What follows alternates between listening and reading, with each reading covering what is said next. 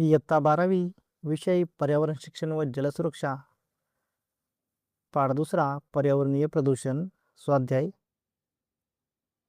पहिला प्रश्न, तुमच्या घरापासून ते तुमच्या भागात तो कचरा जिथे जातो तिथपर्यंतचा सुक्या कचऱ्याचा प्रवास लिहून काढा.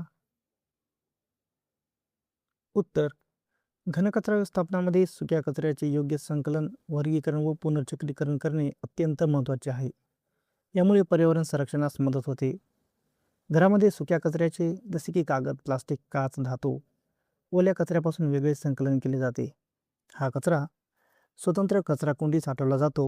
नगरपालिका किंवा कचरा गोळा करणारे कर्मचारी ठराविक वेळेत कचरा गोळा करतात. गोळा केलेला कचरा वाहतुकीद्वारे वर्गीकरण केंद्रात नेला जातो. वर्गीकरण केंद्रात कागद, प्लास्टिक, काच, धातू यांचे स्वतंत्र गट केले जातात. पुनर्चक्रीकरण योग्य कचरा उद्योगाकडे पाठवून नवीन उत्पादने तयार केली जातात. पुनर्चक्रीकरण न होणारा कचरा लँडफिलमध्ये सुरक्षितपणे टाकला जातो. योग्य व्यवस्थापनामुळे कचऱ्यामुळे होणारे प्रदूषण कमी होते. 2. प्लास्टिक आणि ई कचरा यांच्या पुनर्चक्रीकरणाचे नियम लिहा. उत्तर, प्लास्टिक व ई कचरा पर्यावरणासाठी अत्यंत हानिकारक असल्याने त्याचे योग्य व्यवस्थापन व पुनर्चक्रीकरण करणे आवश्यक आहे. कचरा उगमस्थानीच वेगळा करून प्लास्टिक व ई कचरा स्वतंत्र ठेवावा. प्लास्टिक कचरा स्वच्छ करूनच पुनर्चक्रीकरणासाठी द्यावा. एकदाच वापरल्या जाणाऱ्या प्लास्टिकचा वापर टाळावा. ई कचरा अधिकृत संकलन केंद्रातच जमा करावा. बॅटरी, इलेक्ट्रॉनिक सर्किट्स यासारखे धोकादायक घटक सुरक्षितपणे हाताळावेत.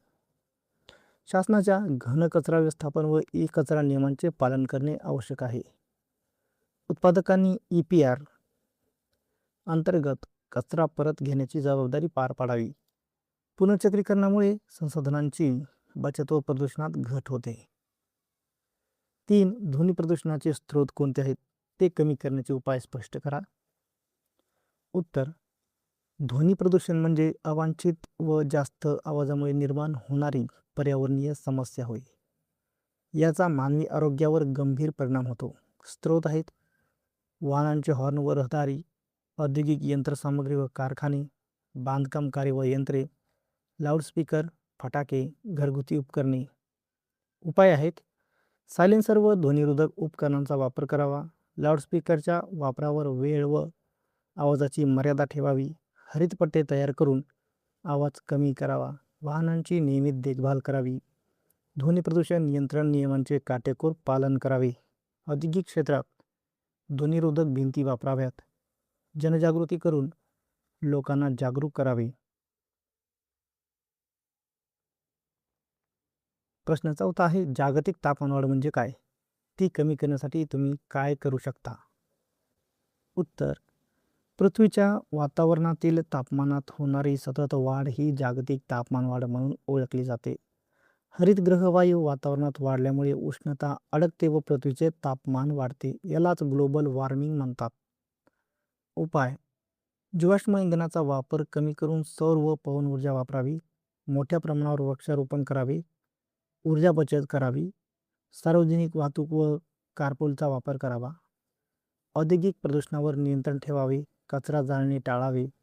पर्यावरणपूरक जीवनशैली स्वीकारावी. 5. भारतातील महानगरांतील हवा प्रदूषणाचे स्रोत कोणते? उदाहरणासह स्पष्ट करा. उत्तर, भारतातील महानगरामध्ये झपाट्याने होणारे शहरीकरण, औद्योगिकीकरण आणि वाढती लोकसंख्या यामुळे हवा प्रदूषण गंभीर समस्या बनली आहे. याचा मानवी आरोग्य आणि पर्यावरणावर मोठा परिणाम होतो. 1. वाहनांचे उत्सर्जन.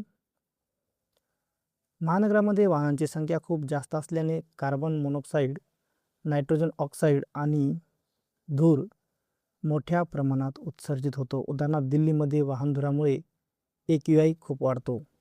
2. औद्योगिक प्रदूषण. कारखान्यामधून सल्फर डायऑक्साईड, नायट्रोजन ऑक्साईड आणि इतर विषारी वायू बाहेर पडतात. उदाहरणार्थ मुंबई, कोलकाता येथील औद्योगिक क्षेत्रे. 3. बांधकाम व धूळ.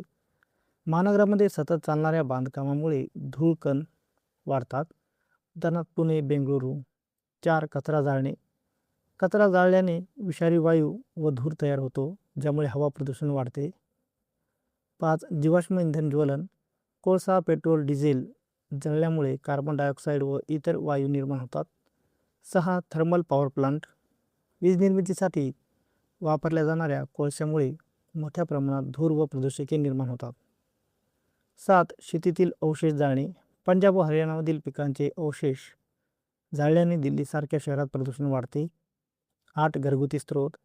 लाकूड, कोळसा, गोवऱ्या वापरल्यामुळे घरातील व बाहेरील हवा प्रदूषित होते. निष्कर्ष: महानगरातील हवा प्रदूषण नियंत्रणासाठी कठोर नियम, जनजागृती व पर्यावरणपूरक उपाय आवश्यक आहेत. प्रश्न 6वा. हवामान बदलाचे परिणाम स्पष्ट करा. उत्तर: हवामान बदल ही जागतिक समस्या असून त्याचा पृथ्वीवरील सर्व सजीवांवर दीर्घकालीन परिणाम होत आहे. 1. तापमान वाढ.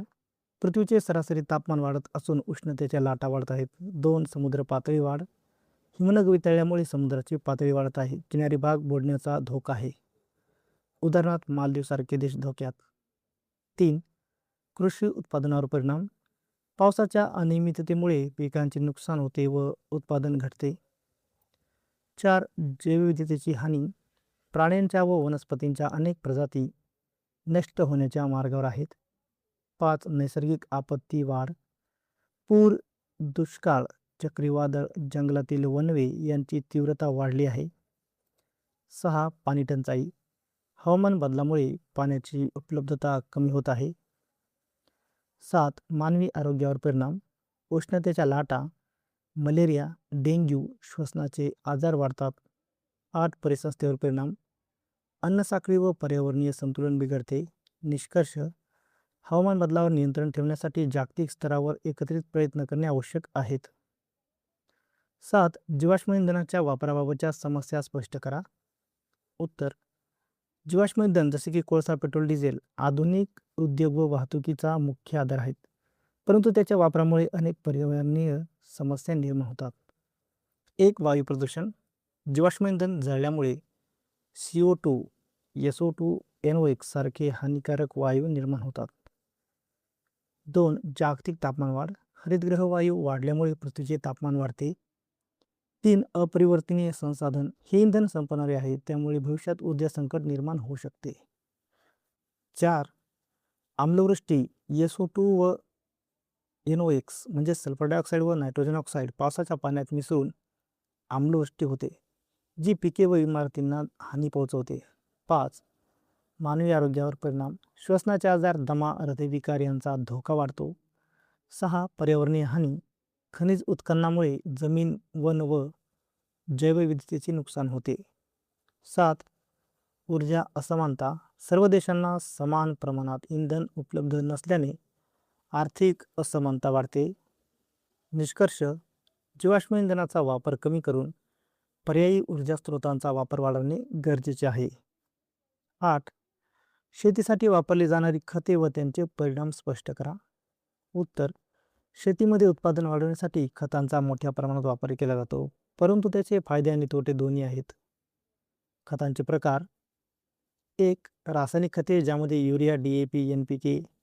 2. सेंद्रिय खते, ज्यामध्ये शेणखत, कंपोस्ट, हिरवळीचे खत. खतांचे परिणाम. 1. उत्पादनात वाढ. रासायनिक खतामुळे पिकांचे उत्पादन तात्पुरते वाढते. 2. मातीची सुपीकता कमी. अतिवापरामुळे मातीतील पोषक द्रव्यांचा समतोल बिघडतो. 3. सूक्ष्मजीवांचा नाश. रसायनामुळे मातीतील उपयुक्त जीवाणू नष्ट होतात. 4. जलप्रदूषण. खतांतील नायट्रेट्स पाण्यात मिसळून पाणी दूषित करतात.